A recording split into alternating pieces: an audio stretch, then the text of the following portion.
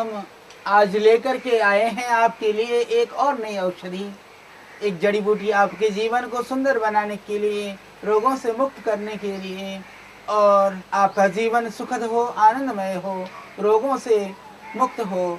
इस पवित्र भावना और पवित्र संकल्प को लेकर के श्रद्धेय स्वामी रामदेव जी महाराज का स्वस्थ विश्व, समृद्ध विश्व, स्वस्थ भारत और सुखी भारत, इसी संवेदना के साथ आयुर्वेद के दूसरे नामों में काफ़ी कुछ भ्रम है, फिर भी मैं प्रयत्न करूंगा आपको सभी नामों से मैं आपका परिचय कराऊं। आज हम बात करने जा रहे हैं कलेंचो पिन्नाटा के विषय में।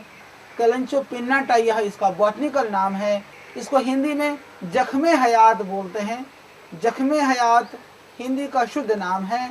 संस्कृत में इसको पर्णबीज बोलते हैं, पर्णबीज, और इसको हेमसागर भी कहा जाता है और सामान्य भाषा में इसको पत्थर चट्टा भी बोलते हैं। हालांकि पत्थर चट्टा पाषाण भेद को बोलते हैं, वह एक दूसरी औषधि होती है, फिर भी सामान्य बोलचाल की भाषा में इसको हम पत्थर चट्टा के नाम से जानते हैं। और दूसरा इसका नाम है पर्णबीज या हेमसागर। यह वास्तव में आयुर्वेद की एक बहुत ही दिव्य औषधि है पथरी के लिए। पथरी के लिए बहुत कष्टप्रद अवस्था होती है जब पथरी होती है, और हमने देखा है अभी कई बार इस हरिद्वार के क्षेत्र में भी पथरी होने की ज़्यादा संभावना है। कई क्षेत्र ऐसे हैं देश के जहां पर पथरी होने की संभावनाएं ज़्यादा रहती है। उन सब के लिए यह हेमसागर वास्तव में उनके कल्याण करने के लिए एक यह दिव्य औषधि है। इसमें दो प्रजातियां हैं। आप देख पा रहे हैं मेरे हाथ में जो पौधा है, उस पौधे में ये एक पत्ते के अंदर तीन तीन पत्तियां भी हैं, जैसे इसमें आप देख पा रहे हैं, और किसी में एक पत्ते के अंदर एक ही पत्ते आता है। ये अलग नहीं है, ये एक ही तरह का है। ये प्रकृति की कुछ बड़ी विचित्र लीला है कि एक ही पौधे में आप देख पा रहे हैं, ये कमाल की चीज़ कि एक पत्ते में तीन पत्ते भी हैं और एक पत्ते में एक पत्ती भी है। एक ही पौधे के अंदर है। मैं आपको दिखा रहा हूँ, आप देखिए, इसमें तीन पत्तियाँ हैं और इसमें एक पत्ती है।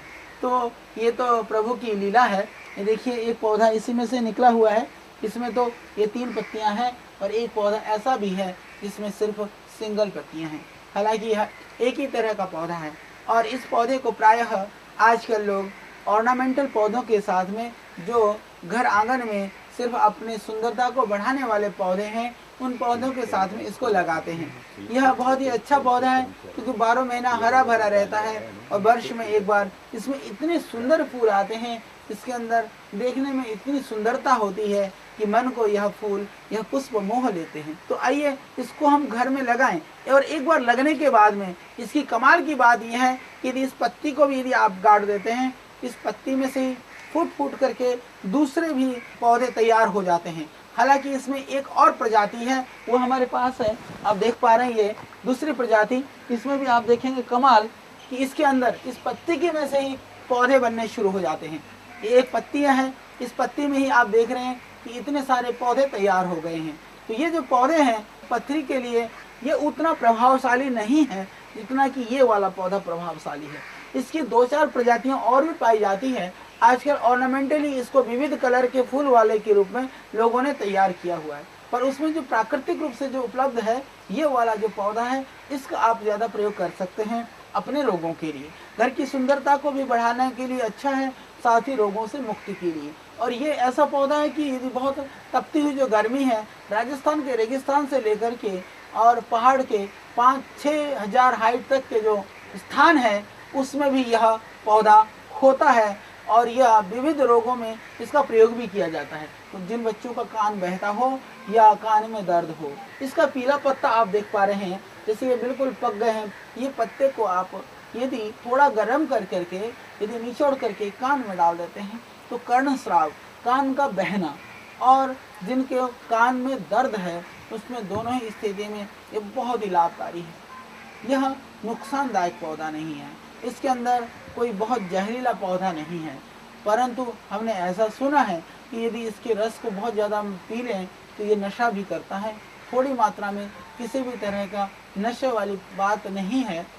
तो इसीलिए कर्ण रोगों में इसके पीले पत्तों को आप उसको थोड़ा गर्म करके मसल करके कान में डालते हैं तो उससे आपके कर्ण संबंधी रोगों को दूर करने में या उससे मुक्ति पाने में इससे पूरा आपको मिलेगा सहयोग। इसके अलावा आप इसका प्रयोग कर सकते हैं, जैसे कि मैंने कहा पथरी के लिए यह एक बहुत ही रामबाण औषधि है, बहुत ही दिव्य औषधि है। यहाँ तक हमने पाया है कि जो पित्ताशय की पथरी है, गाल ब्लैडर की जो स्टोन है, वहाँ से पित्ताशय से पथरी निकलने की कोई जगह नहीं होती है।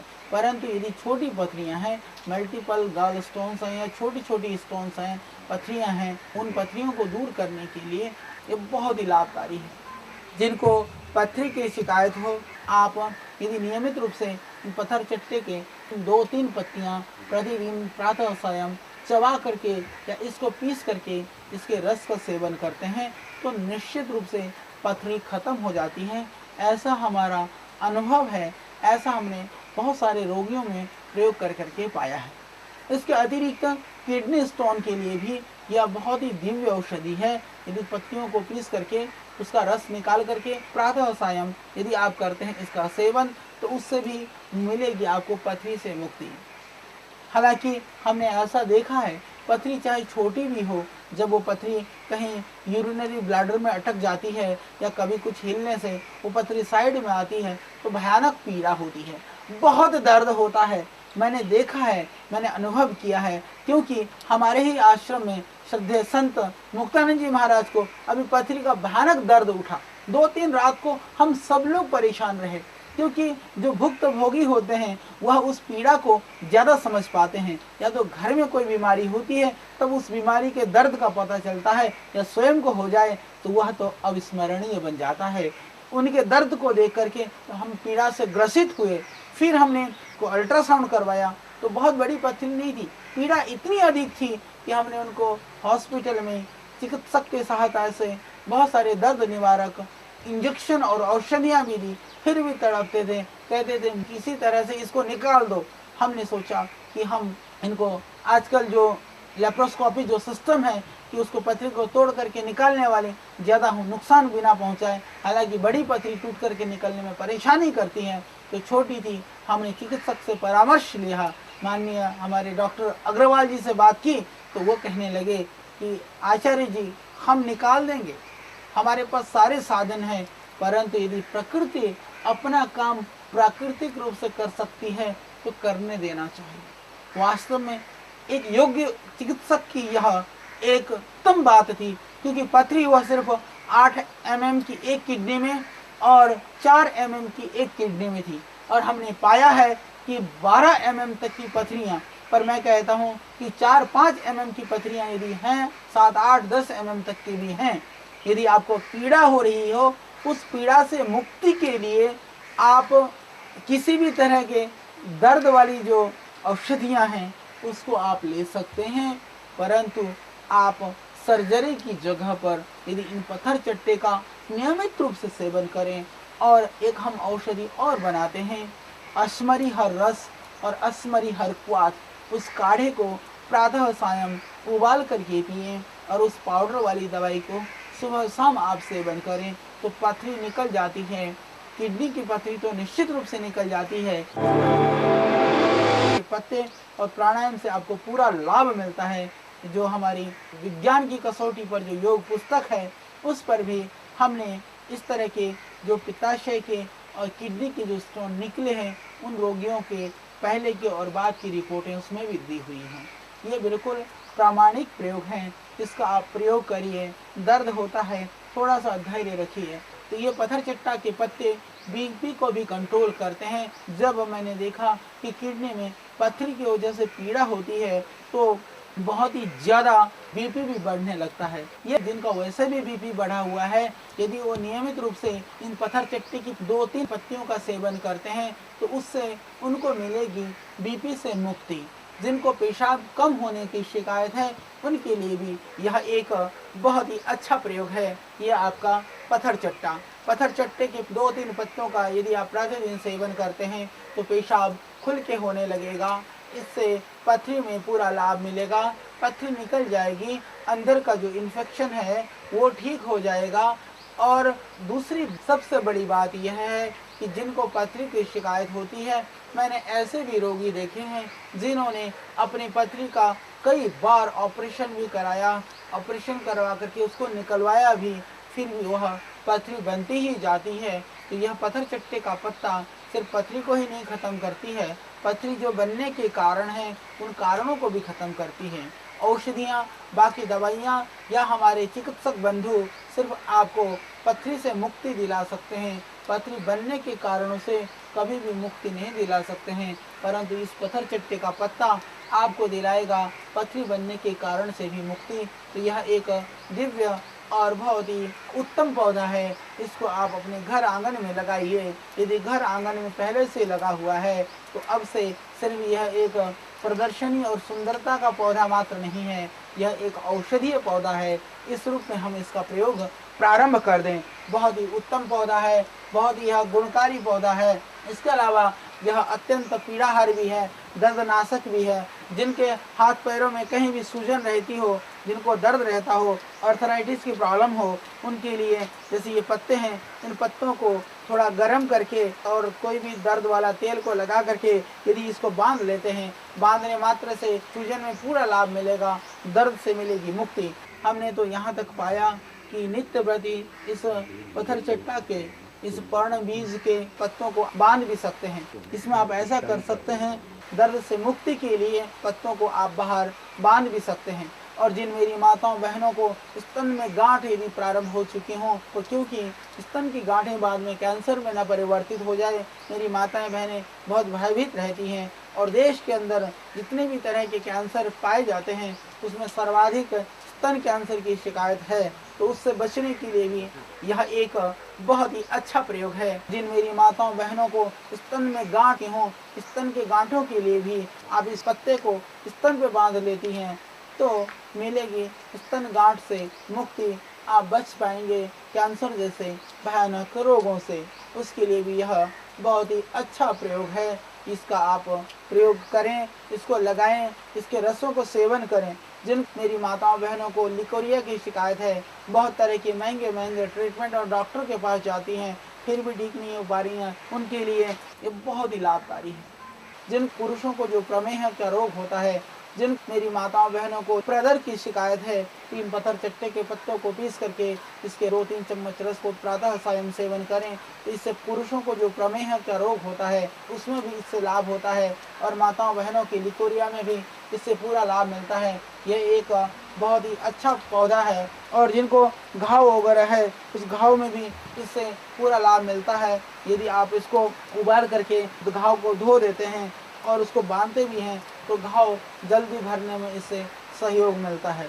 एक इसकी विशेषता मैं आपको और बताना चाहता हूँ, क्योंकि एक एक औषधि के इतने सारे गुण हैं, थोड़े से समय में अधिकतम गुणों को बताना है, इसीलिए कभी कभी कुछ चीज़ें रह भी जाती हैं, कभी कभी बहुत सारी बातें मन में भी रह जाती हैं। तो एक इसकी जो विशेषता है, यदि कोई कहे कि औषधि में कितनी शक्ति है, औषधि के क्या गुण हैं, क्या आयुर्वेद की दवाइयों में फ़र्क है, तो मैं उन भाइयों के समाधान के लिए एक निवेदन करना चाहता हूँ।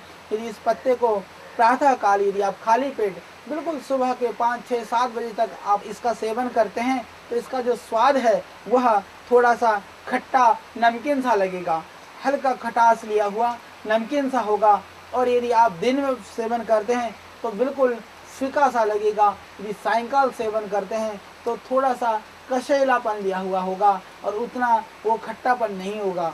ये आप प्रयोग करके देख सकते हैं। प्रातः काल इसका स्वाद अलग होगा, मध्याह्न में अलग होगा, रात्रि को अलग होगा। ये एक ऐसा पौधा है।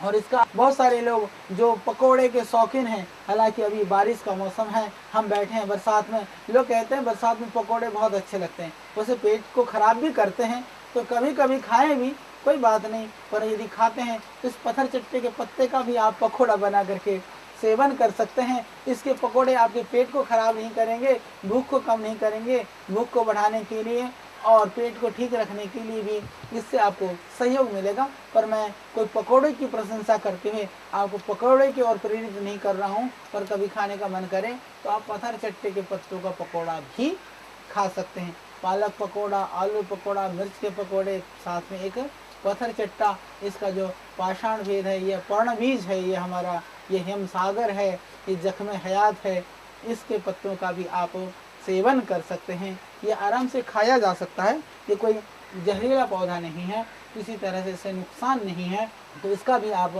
सेवन कर सकते हैं। यह आयुर्वेद का एक दिव्य औषधि है। जिनको उल्टी की शिकायत होती हो उनको भी 1-2 चम्मच रस दे सकते हैं, उससे उल्टी में भी फर्क पड़ेगा। मूत्र कृष्ण में जिनको कम पेशाब होता है, जिनको पेशाब खुल करके नहीं होता है, उनको भी आप इसका प्रयोग कराइए। आइए इस हिमसागर के सागर जैसे गुणों से हम ज्ञानवान बने, अपने ज्ञान की अभिवृद्धि करते हुए आयुर्वेद की रक्षा के मिशन में स्वयं संलग्न होकर औरों को स्वस्थ बनाएं, और इस देश के, इस माटी के ऋण से हम ऋण हों, इस मातृभूमि के ऋण से हम ऋण हों। यही प्रभु से प्रार्थना और आपसे यही हमारी चाहना। फिर हम आपके लिए एक और पौधे को लेकर हाजिर होंगे आपके साथ कल इसी समय पर।